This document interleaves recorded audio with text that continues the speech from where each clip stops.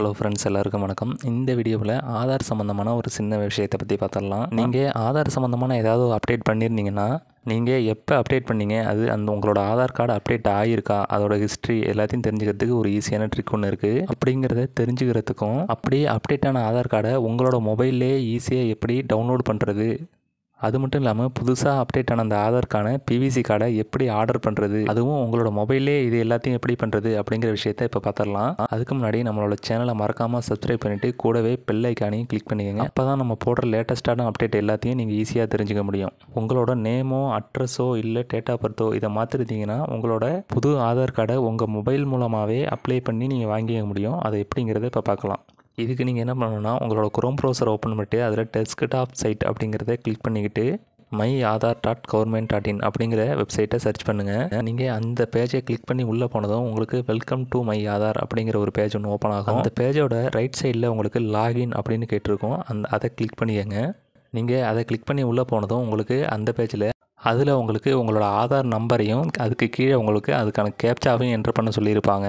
Captcha enter பண்ணி முடித்ததும் login with OTP அப்படின்னு ஒரு ஆப்ஷன் இருக்கும். அதை கிளிக் பண்ணுங்கள். நீங்கள் அதை கிளிக் பண்ணதும் உங்களுக்கு உங்களோட ஆதாரோட இணைக்கப்பட்ட அந்த மொபைல் நம்பருக்கு ஒரு ஓடிபி வரும். அந்த ஓடிபியை இந்த இடத்துல என்ட்ரு பண்ணிவிட்டு லாகின் அப்படிங்கிறத கிளிக் பண்ணிக்கோங்க. இந்த மாதிரி நீங்கள் லாகின் பண்ணுறது மூலமாக தான் உங்களோட ஆதார் அக்கௌண்ட்டுக்குள்ளே நீங்கள் உள்ளே நுழைய முடியும். உங்கள் ஆதார் அக்கௌண்ட்டில் வந்ததுக்கப்புறம் நீங்கள் உங்கள் ஆதார் சம்மந்தமான பல விஷயங்களில் இந்த போர்ட்டலில் நீங்கள் செக் பண்ணிக்க முடியும்.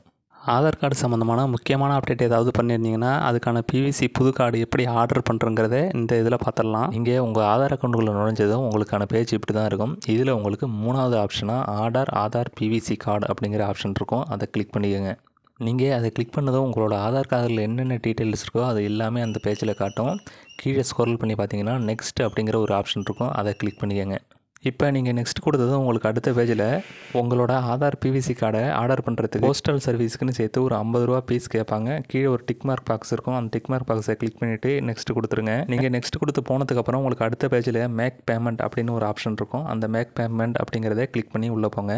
அதில் போனதுக்கப்புறம் உங்களுக்கு பேமெண்ட்டுக்கான எல்லா ஆப்ஷனுமே அதில் இருக்கும். நீங்கள் யூபிஐ ஆப் மூலமாகவும் பேமெண்ட் பண்ணிக்க முடியும். உங்களோட ஆன்லைன் பேங்கிங் மூலமாகவும் நீங்கள் பேமெண்ட் பண்ணிக்க முடியும். ஸோ உங்களுக்கு எது ஈஸியோ அந்த வழியில் நீங்கள் அந்த பேமெண்ட்டை பண்ணி உங்களோட பிவிசி கார்டை ஈஸியாக உங்களோட மொபைலே ஆர்டர் பண்ணிக்க முடியும். நீங்கள் இப்படி ஆர்டர் பண்ணதும் உங்களோட ஆதார் கார்டானது ஒரு வாரம் இல்லை 2 வாரத்துக்குள்ளே உங்கள் வீட்டுக்கே அனுப்பி வச்சுருவாங்க போஸ்டல் மூலமாக. ஒருவேளை உங்களோட ஆதார் கார்டு அப்டேட் பண்ணனதும் உங்களுக்கு எமர்ஜென்சியாக தேவைப்பட்டதுன்னா நீங்கள் இதில் 2வது ஆப்ஷன் இருக்குது பாருங்கள், டவுன்லோட் ஆதார் அப்படிங்கிறத கிளிக் பண்ணிக்கங்க. அதில் போய்ட்டு உங்களோட ஆதார் நம்பர் கொடுத்து கேப்சா என்ட்ரு பண்ணி ஓடிபி ஜெனரேட் பண்ணிங்கன்னா இந்த ஆப்ஷன் மூலமாக உங்களோட ஆதார் கார்டை நீங்கள் பிடிஎஃபாக டவுன்லோட் பண்ணிக்க முடியும். அந்த பிடிஎஃப் ஃபைலுக்கு அதில் பாஸ்வேர்டு கொடுத்துருப்பாங்க. அதை எப்படி ஓப்பன் பண்ணுறது அப்படின்னு பார்த்தீங்கன்னா, இப்போ உங்களோட நேம் செந்தில்னு வச்சுக்கிட்டிங்கன்னா அதில் SCNT அப்படிங்கிறத கேபிட்டல் லெட்டரில் டைப் பண்ணிவிட்டு உங்களோட டேட் ஆஃப் இயர், அதாவது எந்த வருஷம் பிறந்தீங்களோ அதை 1996 இல்லை 95 அதை என்ட்ரு பண்ணிங்கன்னா அந்த பிடிஎஃப் ஃபைலுக்கான பாஸ்வேர்டு அதுதான். அது மூலமாக நீங்கள் அந்த பிடிஎஃப் ஃபைலை ஓப்பன் பண்ணிக்க முடியும்.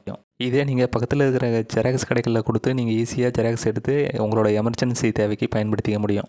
இதில் உங்களுக்கு இன்னொரு ட்ரிக்ஸ் இருக்குது. அது என்னென்னு பார்த்தீங்கன்னா, உங்களோட ஆதார் கார்டு புதுசாக அப்டேட் பண்ணியிருந்தீங்கன்னா அது அப்டேட் ஆகிருக்கா, எந்த டேட்டில் அப்டேட் ஆகிருக்கு அப்படிங்கிற எல்லா தகவலையும் நீங்கள் செக் பண்ணிக்க முடியும். இது வரைக்கும் எப்போயாவது அப்டேட் பண்ணியிருந்தாலோ ஏதாவது சேஞ்ச் பண்ணியிருந்தாலோ அது எல்லாத்தையுமே இதில் பார்த்துக்க முடியும். இதுக்கு நீங்கள் மறுபடியும் இதே பேஜுக்கு வரணும். இந்த பேஜில் உங்களுக்கு லாஸ்ட் பாக்ஸ் ஒன்று இருக்குது, அதாவது ஆதார் அப்டேட் ஹிஸ்ட்ரி அப்படிங்கிறது இருக்குது.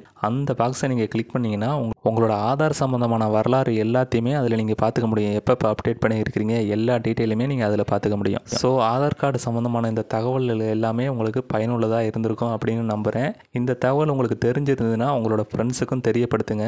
இது உங்களுக்கு யூஸ்ஃபுல்லாக இருந்துன்னு நினச்சிங்கன்னா உங்களோட ஃப்ரெண்ட்ஸுக்கு ஷேர் பண்ணிவிட்டு மறக்காமல் நம்மளோட சேனலை சப்ஸ்கிரைப் பண்ணிவிடுங்க.